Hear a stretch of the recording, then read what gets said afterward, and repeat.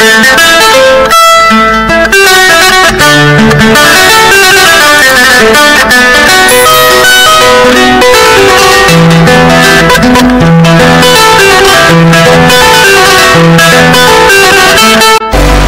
tout cas, si vous voulez connaître votre patrie et renforcer le sentiment de cohésion nationale, vous serez bien amené un jour à nous relayer sur le terrain où nous suivons aujourd'hui. C'est moi qui vous le dis. C'est moi qui vous le dis. C'est moi qui vous le dis.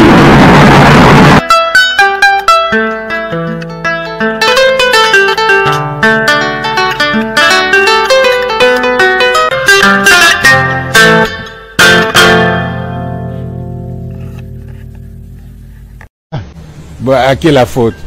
Hein? Si vous n'aimez pas votre pays, bon, vous allez accuser. Il y a le patriotisme.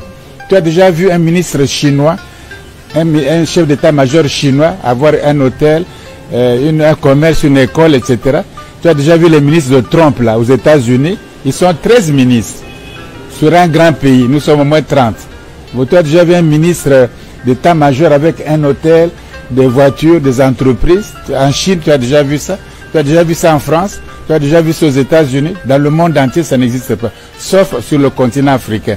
Là où les ministres, plus ils montent, plus c'est les affaires, ils ne vont pas en prison, plus... Le développement, ce ne sont pas les aides. Tu peux donner à un esclave des aides, il ne sera jamais libre. Ce n'est pas les aides qui font de nous la liberté. Il faut voir son propos, qu'est-ce qu'on peut faire, qu'est-ce que nous avons, comment nous organiser, comment faire. Parce que la France s'est développée avec quelle aide? La Grande-Bretagne s'est développée avec quelle aide? L'Allemagne, c'est avec quelle aide? Il n'y avait pas de banque mondiale, il n'y avait pas de toutes ces histoires-là. Les Chinois se développent avec quelle aide? Les banques mondiales ne sont pas en aide avec comment ils se développent. Mais nous, on nous a inculqué dans le moyen de nous lier. C'est de dire qu'il y a les aides. Et du coup, quand tu as les aides, tu as les dettes.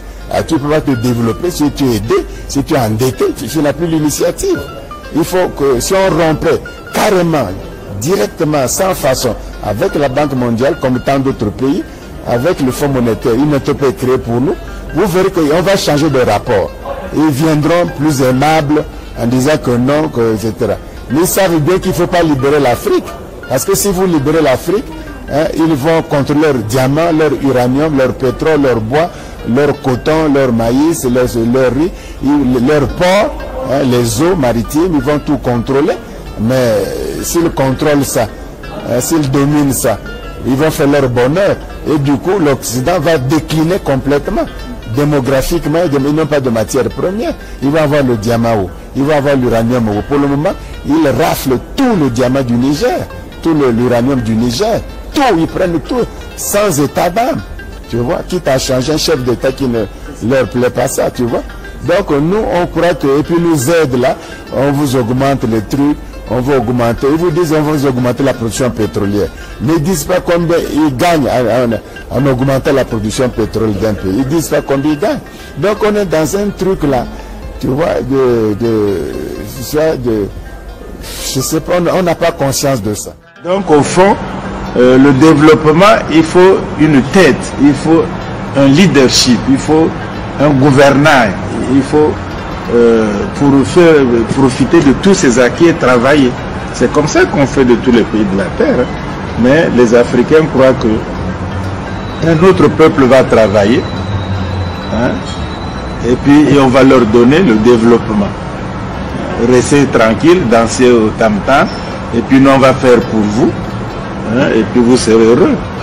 S'ils font comme ça, c'est plutôt le contraire, vous serez plus exploité, plus malheureux, parce que vous ne contrôlez pas vos ressources, vos matières premières, vos mines, vos diamants, votre cuivre, votre colbate, l'uranium, c'est pas contrôlé. Alors, un autre prend ça pour son propre développement. Bon, s'il est généreux, il vous donne quelques miettes, et nous sommes heureux de recevoir ces miettes-là. Bon, vous comprenez que moi je crois qu'on blâme aussi les autres, mais c'est les Africains eux-mêmes. C'est les Africains eux-mêmes qui ne lisent pas. Il faut lire la situation. Il n'y a pas de fatalité, il faut lire la situation. Tout le monde a subi des coups durs. Hein? Les guerres, il y a eu beaucoup de millions de juifs. Parlons d'Israël. Beaucoup de juifs ont été morts. Ils n'avaient pas de patrie, ils n'avaient rien. Mais le fameux Israël, c'est depuis 1948 ça existe. Hein? Beaucoup d'Africains étaient déjà nés là. Mais moi j'étais déjà né. 1948 qu'on a fait Israël. Un petit pays de rien du tout. Mais tout de suite on leur a doté de belles universités, tout de suite. Hein? De haut niveau. Et on leur a doté aussi la puissance nucléaire. Ils ont les armes nucléaires, ce petit pays. Hein? Et puis après, mais tout ce qu'ils ont fait, c'est les juifs du monde. C'est la décision politique. C'est la confiance au cadre. C'est la peur d'être encore détruit par l'histoire. D'être détruit encore par les gens. Or, nous, on n'a pas peur qu'on sera encore détruit un jour. Il faut avoir cette peur. Mais on ne peut pas vivre sans peur. Je veux dire là, sans angoisse. Parce qu'il faut craindre qu'on soit encore vendu comme esclave. Il faut craindre qu'on soit encore colonisé. Le monde est ce qu'il est. Il se fait en fonction des intérêts. Il faut craindre qu'on soit... mais les esclaves, les Arabes ont vendu les Noirs. Ils ont fait l'esclavage. Tous les Blancs de la terre en Europe, que ce soit les Italiens, les Espagnols, les Portugais, les Français, les Hollandais, n'en parlons pas, surtout les Hollandais, les Anglais, tous mais tous ils ont fait l'esclavage. Et l'esclavage leur a donné l'argent pour faire le développement industriel, les chemins de fer, les banques. C'est la révolution industrielle. Tu vois? Après, ils ont aboli. Quand on n'a plus besoin de l'électricité maintenant, ça devient lourd. On a aboli, pas par plaisir, mais parce que ce n'est plus utile. Tu vois? Et aux États-Unis, c'est la même chose. Pendant 4 siècles, tu travailles pour quelqu'un, mais l'esclavage, ce n'est pas travailler dur. C'est pas ça l'esclavage. Aujourd'hui, les gens travaillent dur, vous ne sont pas esclaves. L'esclave, c'est que tu travailles, tu n'as pas un seul sens. Oui, tu n'as pas de salaire. Tu n'es pas payé, c'est un travail gratuit pendant 4 siècles. Tu coupes la canne à sucre gratuitement, tu fais le coton gratuitement, tu fais le café gratuitement, et si ça me plaît, je te vends à un autre. Donc, tu ne payes pas quelqu'un et tu le vends ou tu l'achètes. Un être humain qui est au rang d'un cheval ou d'un bœuf, pas plus. Tu vois? Et c'est ça. Tu fais un blanc fait l'amour avec une esclave, le blanc ne reconnaît pas que l'enfant là est son propre sang. Il doit suivre la condition de sa mère esclave. Une femme blanche fait l'amour avec un noir esclave, la femme blanche ne reconnaît pas le sang. Ton propre sang, tu le nies. Voyez-vous? Alors nous, on n'a pas peur de l'histoire. On n'a pas peur. On croit que les choses... Mais il n'y a pas d'amitié, il n'y a pas de confiance entre les peuples, entre les races aujourd'hui. Il faut voir les intérêts. Israël et tout, c'est le même peuple. Ils sont tous d'Abraham, d'Isaac et de Jacob. Mais regarde comme ils se canardent, ils se tuent tous les jours. Tu vois? Les 8, qu'est-ce qu'ils font? Les banques mondiales, qu'est-ce qu'ils font? Le Fonds international. Tu as déjà vu une banque se développer pour quelqu'un? Une banque fait l'argent pour elle-même. Et on te prête l'argent, ils envoient leurs experts avec cet argent-là. À la fin, tu as des dettes, tu ne peux plus payer. Donc, nous avons colonisation. On a traite négrière. Travail gratuit en tant qu'esclave. Colonisation. Et puis, on est maintenant au droit des dettes. Tous les États africains sont endettés. Mais écoutez, mais vous ne réfléchissez pas. Esclaves pendant 4 siècles, colonisés pendant un siècle, divisés à Berlin. Les zones d'influence, les bases militaires, les zones culturelles, francophonie, anglophonie, lusophonie, toutes ces choses-là. Bon. Des dettes après 50 ans d'indépendance. Aucun État ne peut payer les dettes. Mais vous croyez l'apartheid? Vous croyez que après ça, là, les mêmes choses... D'où ça vient là? Ils vont changer.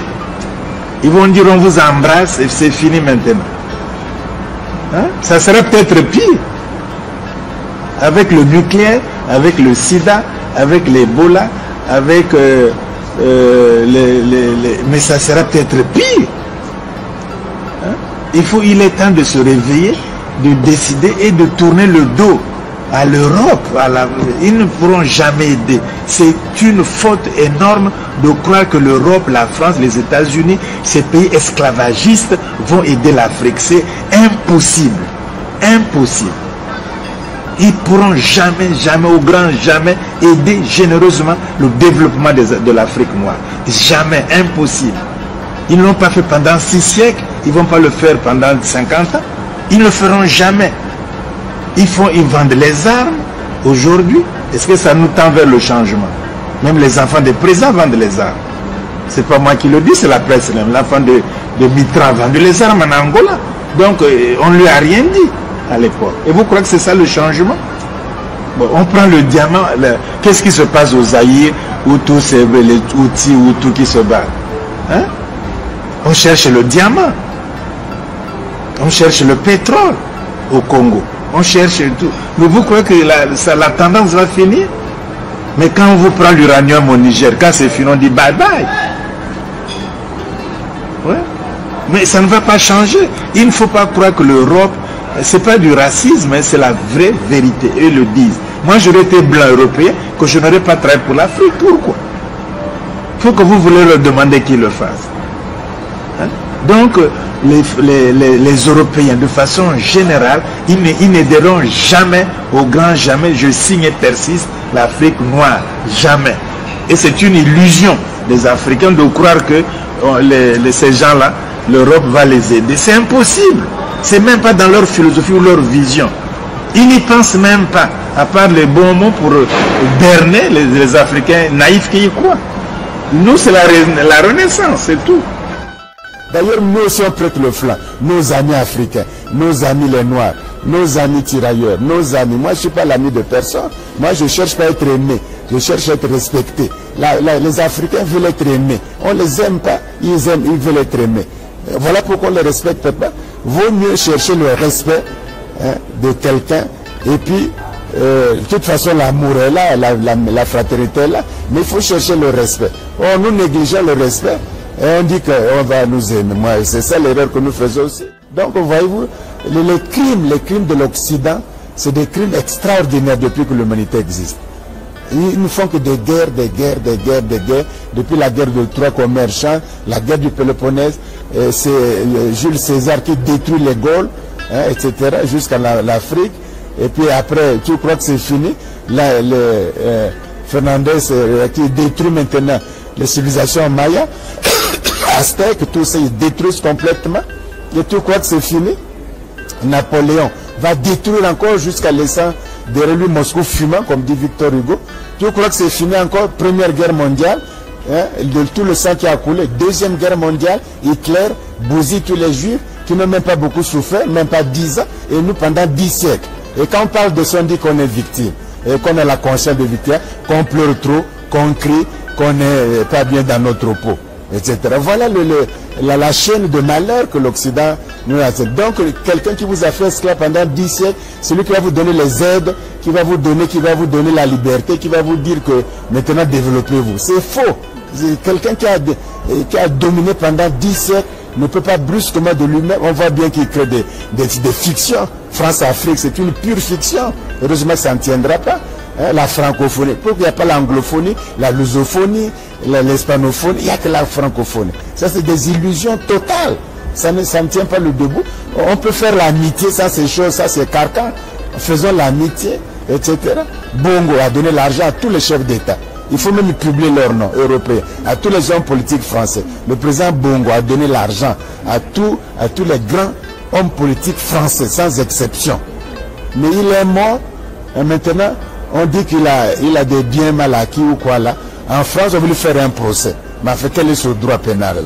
Quand quelqu'un est mort, on le poursuit jusqu'à dans sa tombe. Mais voilà, l'âme française, c'est presque des crapules, quoi. Hein, quel est ce droit-là? Hein? On ne peut pas faire comme ça. Ça, c'est humilier toute la race noire. Et nous, on va à la francophonie encore, on va encore à la France-Afrique. Il faut rompre. C'est l'humiliation. On ne peut pas, quelqu'un qui est mort, qui vous a donné tant d'argent à tous les chefs d'État français, et à tous les gazons, sans exception. Il y a un jour, on publiera ces noms. Hein? Et voilà qu'il est mort. Hein? Maintenant, on dit qu'on va aller chercher l'enlever de sa tombe qu'il a au tribunal à Paris. Est-ce qu'on peut faire des choses? Quel est cet humanisme-là? Et tout le monde veut donner des leçons aux gens. Tu vois? C'est d'ailleurs des drogués. Hein? On dit que l'Afrique, il y a la drogue maintenant. Mais enfin, analysons ça. La drogue, d'abord, les marijuana, les héroïnes, là, tout ça, ça vient de l'Amérique latine. Bon, ça transite maintenant par nous, là. Et ça va où? Qui consomme l'héroïne plus que tout le monde aujourd'hui? C'est l'Europe occidentale. Qui consomme la cocaïne plus que tout le monde aujourd'hui? C'est l'Europe occidentale. Qui consomme les marijuana plus que tout le monde? C'est eux. Mais ils laissent tomber ça. Hein, et ils vivent que de drogue. Ils disent maintenant c'est l'Afrique qui vend les drogues. Ils ont pollué toute l'atmosphère. Ils disent que non, les déchets africains c'est les plus polluants. Il faut qu'on arrête les naissances. Voilà. Mais tant qu'on ne rompra pas sérieusement, calmement, avec l'Europe occidentale pour bâtir une nouvelle amitié, sur une nouvelle base, on ne sera jamais développé. On a beau faire. On a beau faire. Joseph, vous avez suivi les interventions de tout à l'heure, et là, ça me pousse à vous poser une question sur l'appui des ONG. Aujourd'hui, l'appui des communautés internationales, semble-t-il que cet appui est quand même faible. C'est ce qui fait qu'aujourd'hui, les autorités n'ont pas les moyens de leur politique pour pouvoir aider réellement, disons, les enfants congolais ou aider à améliorer la condition de vie des enfants congolais.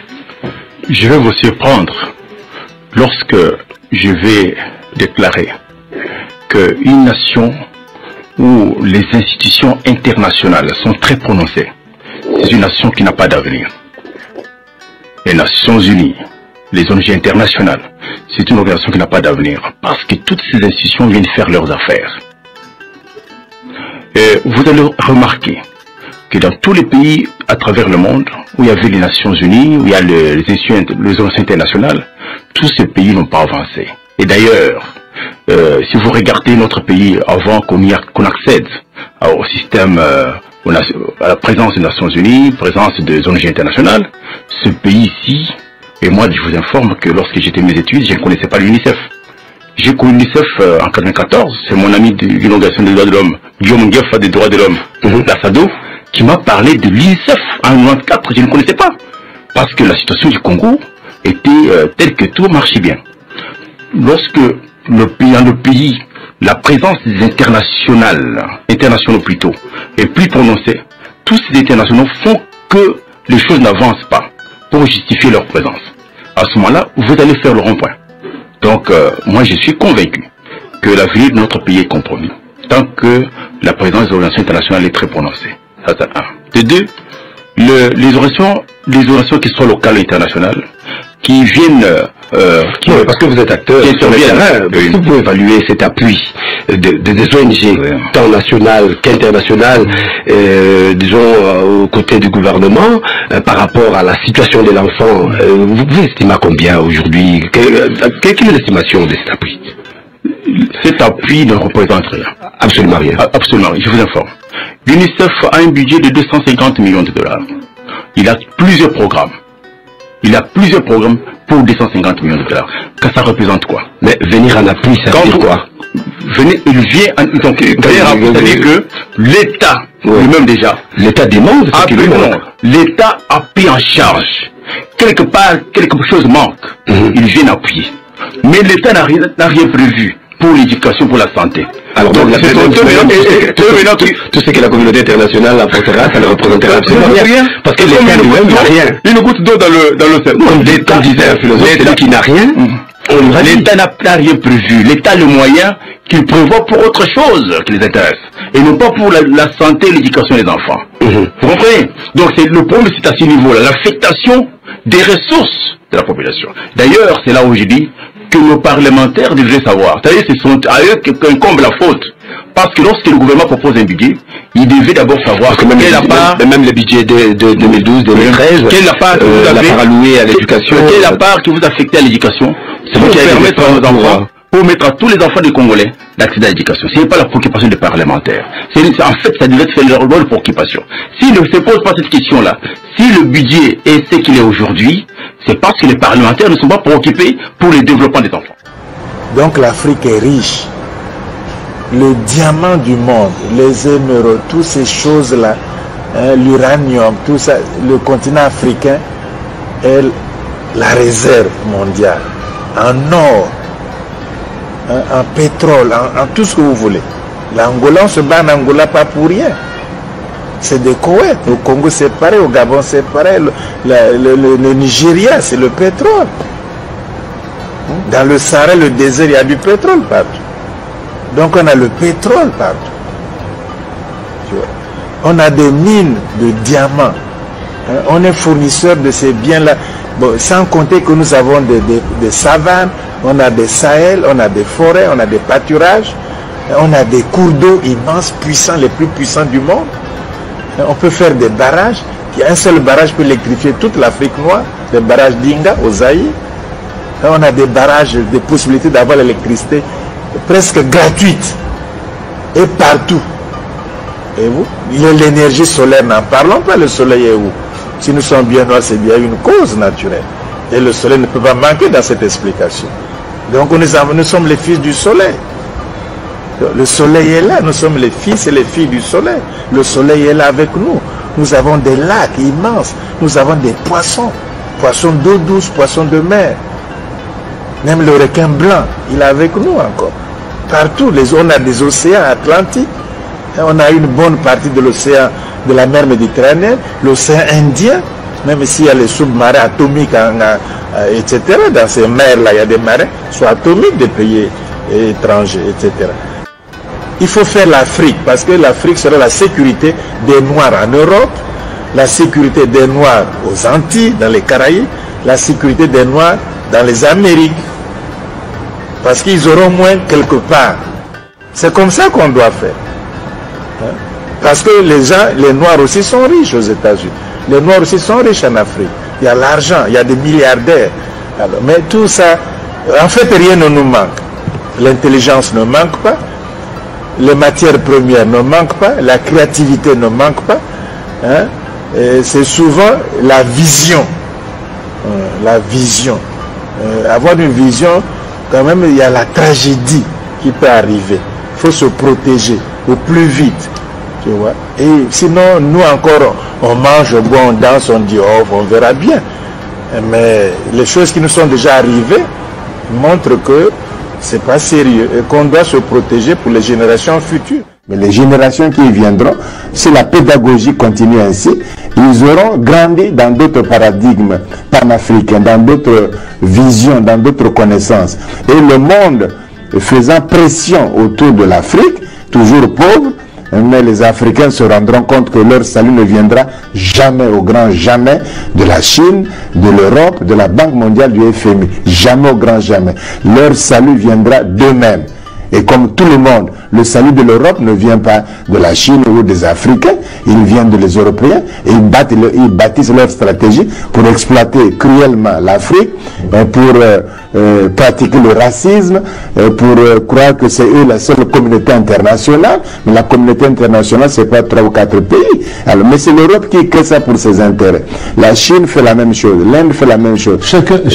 Les Africains ne le comprennent pas encore. Chacun va dire ça. Oui, les Africains ne le comprennent pas encore parce qu'on leur a donné de faux ensembles comme le Commonwealth, c'est un ensemble qui n'a pas d'avenir politique pour nous. La même chose, la France-Afrique ou l'Afrique-France, comme on voudra, ça n'a aucun avenir, ni pour la France, ni pour l'Afrique noire, francophone. Aucun avenir. Il faut se déterminer. Hein, et tout ce qui est arrivé ici-bas dans l'histoire de l'humanité, c'était dû à la détermination humaine. À la détermination humaine. Les peuples qui ne déterminent pas, qui ne décident pas, c'est-à-dire qui manquent de leadership pour décider, ben, ils subissent. Ils subissent. Alors, selon vous, comment vous expliquez cette faiblesse de nos leaders, de notre leadership, vu qu'on a des intellectuels, on a de bons médecins, on a de bons scientifiques, on a de bons artistes. Alors, qu'est-ce qui fait que l'Afrique n'arrive pas à avoir un bon leadership? Il y a au moins 2 raisons. Il y a d'abord, tu sais, quand on décide, quand on veut faire, c'est la politique. C'est la politique. Alors la politique, on peut la faire de 2 manières. Je peux faire la politique pour mes propres intérêts, et je peux faire la politique pour les intérêts généraux, les intérêts collectifs, les intérêts du peuple. Or, souvent, nous plaçons nos propres intérêts au-dessus des intérêts de la nation entière. C'est ça le problème. Et on fait des compromis, on signe des contrats qui aliènent. Donc c'est une affaire de clairvoyance politique, de dévouement politique et de patriotisme. Il ne suffit pas de faire la politique, mais il faut un certain patriotisme pour la faire. Une certaine, etc. D'autre part, il y a des forces qui sont contre l'Afrique depuis plusieurs siècles. Hein, l'Occident, l'Europe occidentale est contre l'Afrique depuis le 13e, 14e siècle, 15e, 16e, 17e, 18e siècle, jusqu'au 20e siècle. L'Europe occidentale est contre. Donc il crée des banques mondiales pour être contre nous. Il crée le FMI pour être contre nous. Il crée les commissions de Bruxelles pour soi-disant les ACP, les programmes d'ajustement structurel. Voilà, on était colonisés, après on était pauvres, et avec la Banque mondiale, on est devenu très pauvre, très endetté. Parce que, citez-moi un seul pays qui est sorti de la misère à cause de l'aide de la Banque mondiale dans le monde aujourd'hui. Quel pays qui a été sauvé par la Banque mondiale? Mais nous allons là-bas tous les jours, alors qu'ils ont fait des programmes structurels. C'est des institutions de corruption. Il faut voir leur directeur, Paul Wolfowitz. Voyez-vous, et tant d'autres. Hein? C'est des scandales sexuels, des scandales d'argent, de corruption. Il ne peut pas vous aider. Les gouvernements européens, c'est les plus corrompus de la terre. Ils vendent les enfants de Christophe Mitterrand. Ils vendent les armes, non? Hein? Oui, avec l'affaire Angola Gate. Et Pasqua. Il a 3 ans, non? Qu'on a joué de 3 ans de jugement. Les Attalais, c'est des grands intellectuels. Mais voilà ce qu'ils font. Hein? Les Falcone et tout ça. Mais vous les adorez? Les Borolais, tous ces gens. Vous les adorez en Afrique. C'est eux les patrons de l'Afrique. C'est eux qui colonisent. Et l'Afrique est contente comme ça. Entre-temps, ils ont le chômage, une jeunesse inoccupée, dans le désespoir, qui se jette dans les Canaries, que les militaires espagnols tuent dans les Canaries, en disant que c'est les requins qui les ont mangés. Et puis ils montrent quelques gens qui ont été pas sauvés. Mais les autres ont été criblés de balles. Voilà pourquoi on ne les montre jamais. On dit à 200 morts. Mais on ne les montre jamais ces 200 morts. Les corps, jamais. Parce qu'on les a tués simplement. C'est criblé de balles, c'est tout. Et nous avalons ça. On ne fait rien, on ne parle pas. Même l'un des meilleurs chefs d'État africains, c'est bien Robert Mugabe. C'est l'un des meilleurs chefs d'État africains. Il a fait 10 ans en prison. Hein, il a mis la lutte de libération armée contre l'occupant anglais. Les Anglais sont les plus corrompus de la terre. Voyez-vous? Et maintenant, il a pris des terres. Il est criminel. Bon, maintenant qu'il a arrangé les problèmes, on n'en parle plus parce qu'ils ont un premier ministre qui les aime. Mais il faut être clair aussi dans ces choses-là. Effectivement, en tout cas, nous avons bien compris qu'il fallait absolument pour l'Afrique, en tout cas, avoir des politiques de rupture pour pouvoir se délier des chaînes en fait qui nous enchaînent. Même pas de rupture, on n'a même pas besoin de politique de rupture, ça c'est des mots. Parce que quelqu'un a dit qu'il est le président de la rupture et les nègres copient qu'ils veulent, il n'y a pas de rupture. Nous n'avons pas, il faut simplement être simple et courageux. Nous avons des problèmes, nous avons des ressources culturelles, intellectuelles, scientifiques, nous avons des ressources naturelles, nous vivons dans un monde cruel et nous pouvons décider de faire autrement que nous le faisons maintenant. Il n'y a pas besoin d'employer des mots, de copier le vocabulaire de l'autre. C'est ça notre faiblesse. Quand quelqu'un parle de rupture, je suis le président de la rupture, les nègres copient la rupture. Il parle de l'union de ceci, on copie. Il parle de sous-développement, on copie. Tiers-monde, vous dites vous êtes du tiers-monde. Professeur Obenga, vous quand même acceptez que c'est une rupture en fait, ce que vous demandez. Parce que vous demandez à ce que les Africains prennent en charge eux-mêmes leur avenir et qu'ils prennent des décisions. Rupture par rapport à quoi? Par rapport à ce qui se fait actuellement. Mais c'est pas une rupture, c'est un changement radical. Il n'y a pas rupture, il y a un changement radical. C'est ça, changement radical. Très bien, alors nous parlerons de changement radical. Il faut un changement radical en Afrique. Parce que si vous dites rupture, les Européens rigolent. Voilà les singes qui répètent le vocabulaire. Mais les Européens n'ont jamais parlé de changement radical en Afrique.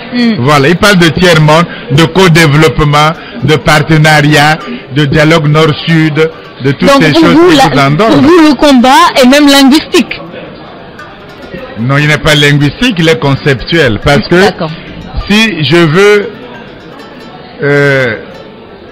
il faut que je manipule le cerveau, l'esprit, la mentalité de quelqu'un. Je manipule ça. C'est sa psychologie. Une fois que c'est manipulé, ben, il peut tirer mes souliers à tout moment. C'est tout. Donc comment manipuler ça? Mais je crée un vocabulaire. Je dis par exemple, vous êtes tiers-monde. Il y croit. Ben, c'est un ego. Je dis que non, vous êtes en voie de développement. Il y croit. Bon, je dis non, vous n'êtes pas en voie de développement. Vous êtes sous-développé. Il y croit. Je dis non, vous n'êtes pas sous-développé. Faisons le co-développement. Les nègres y croient. Hein? C'est donc on joue. Parce qu'on manipule la mentalité. Les esprits sont très maniables. Mais est-ce que tu vas dire à un Chinois qu'il est sous-développé? Est-ce que tu vas dire à un Chinois que c'est un pays émergent? Il comprend même pas ce que tu voulais dire. Est-ce que vous allez dire à un Chinois qu'il y a le péril jaune? Il s'en fout du péril jaune. Il ne sait même pas qu'est-ce que c'est. Le Chinois sait ce qu'il a fait. Il est déterminé à le faire. Il a décidé à le faire. Il va le faire. Il n'écoute. Personne ne manipule son cerveau. Personne ne manipule son vocabulaire. Ses concepts. Sa vision. Personne ne manipule. C'est ça. Or nous... si on vous dit programme d'ajustement structurel, ben est-ce que tu vas dire un programme d'ajustement structurel en Corée? Tu vas l'imposer là-bas? Tu vas dire un programme d'ajustement structurel en Chine? Mais allons donc. Qui aura l'Afrique dominera le monde. C'est une vérité. Parce que qui aura l'Afrique sera maître des matières premières dans le monde. Soit qu'il développe ces matières, valorise ces matières premières pour son économie, ou soit qu'elle empêche que ces matières premières parviennent au camp adverse. Ce qui signifie clairement, et même très clairement, que l'Afrique doit rester à jamais dans le sous-développement ou le quasi-développement afin d'assurer le développement de l'Occident, en fournissant presque gratuitement toutes les matières premières dont l'Occident a absolument besoin pour son développement, son progrès, sa puissance, son bonheur.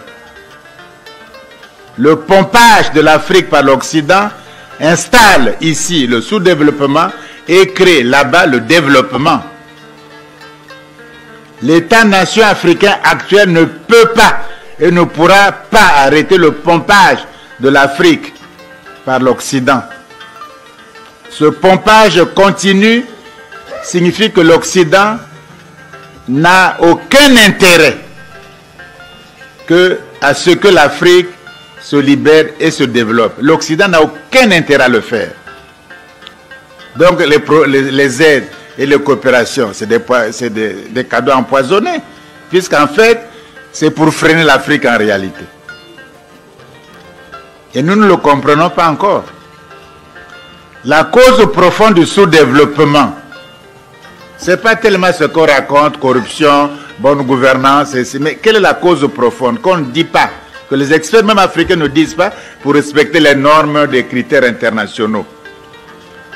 La cause profonde du sous-développement, quelle est-elle de l'Afrique noire? Mais cette cause du sous-développement, c'est l'Occident. Il ne faut pas chercher midi à 14 heures. Depuis le XIIIe siècle, à travers la traite négrière atlantique, des millions de Noirs sont pas dans les conditions qu'on sait. À travers l'esclavage, c'est-à-dire traiter des êtres humains sans droits humains comme des animaux. La colonisation, et on payait même les impôts, on vous coupait les bras, si vous n'avez pas payé l'impôt, même mort. La domination, l'apartheid, la néocolonisation, avec des structures inégalitaires et non viables historiquement, comme la France-Afrique. Ce n'est pas viable historiquement. Et eux-mêmes, ils commencent à critiquer ça, et les Africains résistent, ils veulent encore la France-Afrique. Cela fait au total près de 10 siècles nos rapports avec l'Occident. 10 siècles. On a passé par toutes les expériences, de l'esclavage aux aides et aux dettes injustes. Ça suffit 10 siècles, non? On veut encore être abruti, sous-développé pendant 10 siècles encore? Alors, si l'Afrique possède, voilà la question, si l'Afrique possède la maîtrise de ses ressources minières, de ses forêts, de ses hydrocarbures, de ses eaux maritimes, de ses terres arables, alors l'Occident s'affaiblit inéluctablement. Donc, il faut, pour le salut de l'Occident et la domination des damnés de la terre, comme disait Frantz Fanon, il faut que l'Afrique noire soit toujours asservie, infantilisée, et on commence par le manque de respect des chefs d'État africains, infantiliser l'Afrique, la néocoloniser et du coup la sous-développer. On a intérêt à le faire par tous les moyens. Tous les instituts, toutes les écoles, tous les grands cerveaux européens travaillent sur cette question-là. Parce que si l'Afrique échappe, nous sommes... La question de l'Afrique n'est donc pas le sous-développement ou le développement. Il faut ouvrir les yeux, ce n'est pas notre question. La question de l'Afrique, on s'est trompé pendant des années dans nos cours de sciences po et tout, de sciences économiques. On s'est trompé. La question de l'Afrique n'est pas le sous-développement ou le développement. Nous n'avons pas à nous développer, ça se fait automatiquement. L'enfant qui naît ne se pose pas la question de respirer. S'il a de bons poumons, il respire automatiquement. La question de l'Afrique est très nettement, il faut le dire, la question du rapport de force dans le monde contemporain. La question du rapport de force dans le monde contemporain. Je vais m'expliquer sur ça, en prenant des images. Pot de terre, c'est-à-dire la céramique, la poterie de terre. Pot de terre contre pot de fer, qui gagne? Qui domine? Qui dirige? Qui fait la loi? C'est tout. Hein? De pot de terre, la Chine est devenue pot de fer. Et le respect est là, même dans les affaires, même dans les disputes. De pot de terre, la Chine est devenue pot de fer. Et le respect est là, même dans les affaires. De pot de terre, l'Inde est devenue pot de fer. Et l'admiration est là, et l'on signe des accords nucléaires. On nous parle de l'émergence, mais c'est quoi l'émergence? L'émergence, si souhaitée, si proclamée, c'est devenir simplement pot de fer. L'émergence, c'est pas... il faut être pot de fer. C'est pas chanter à la gloire de l'émergence, être pays émergent. Ça veut dire quoi? C'est encore une ruse de l'Occident.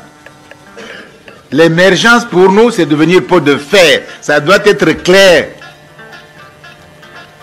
L'émergence que tous nous souhaitons, que tous nous proclamons, c'est devenir simplement pot de fer.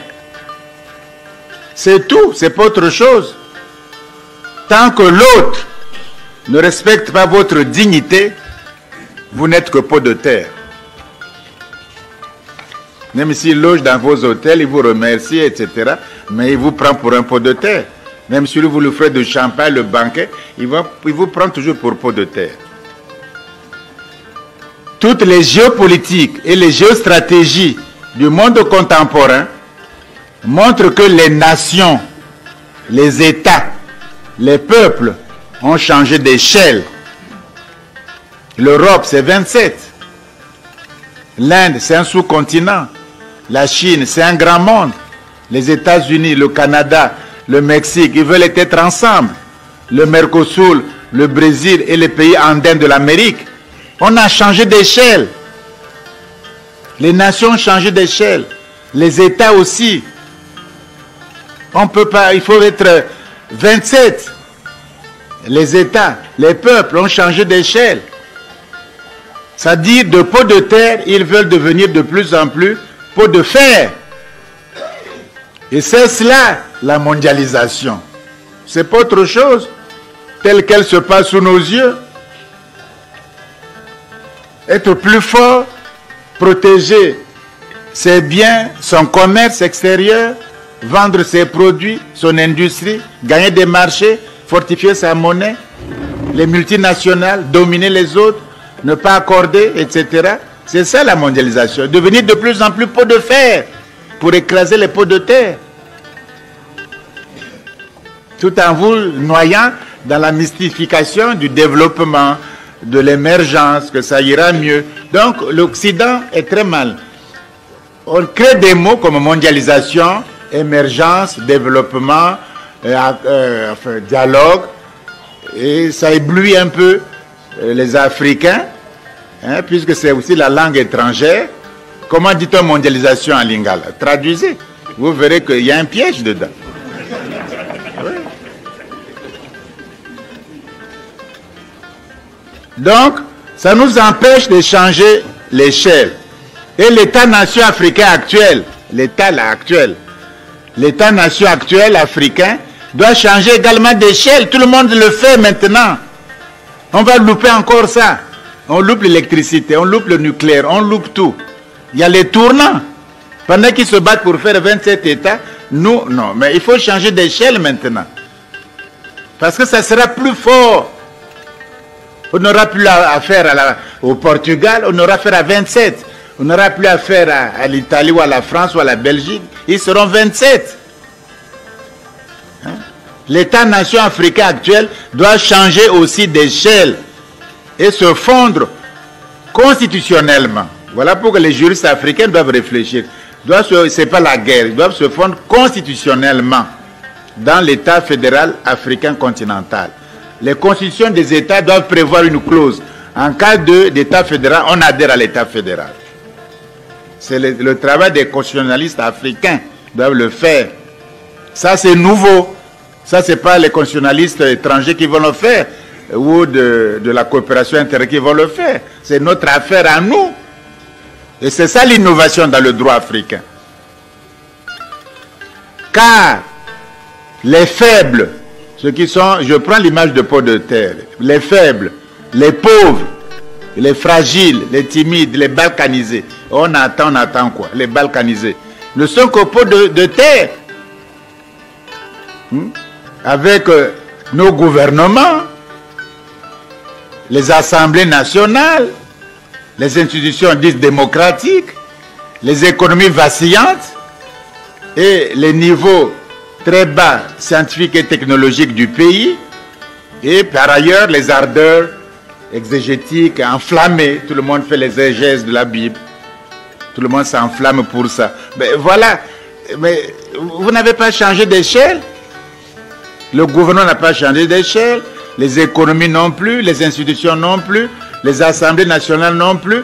Mais vous, on est en train de renforcer le pot de terre, c'est tout. Oui. Ça résout quel problème fondamental devant la géopolitique mondiale, devant la géostratégie mondiale? Même il n'y a même pas de sécurité d'un peuple africain. C'est fini la colonisation. Le blanc, c'est instinctif, ils n'y pensent même pas. Ils sont instinctivement dominateurs. Instinctivement. Il faut que nous le comprenions que c'est fini. On va les aider, on va les guérir et on va travailler la main, dans la clarté. Nous ne faisons pas la guerre. Mais s'ils continuent à dominer les gens, les mépriser, au moins que rien, les chefs d'État soient injuriés. Jamais développé comme ça. On a beau faire.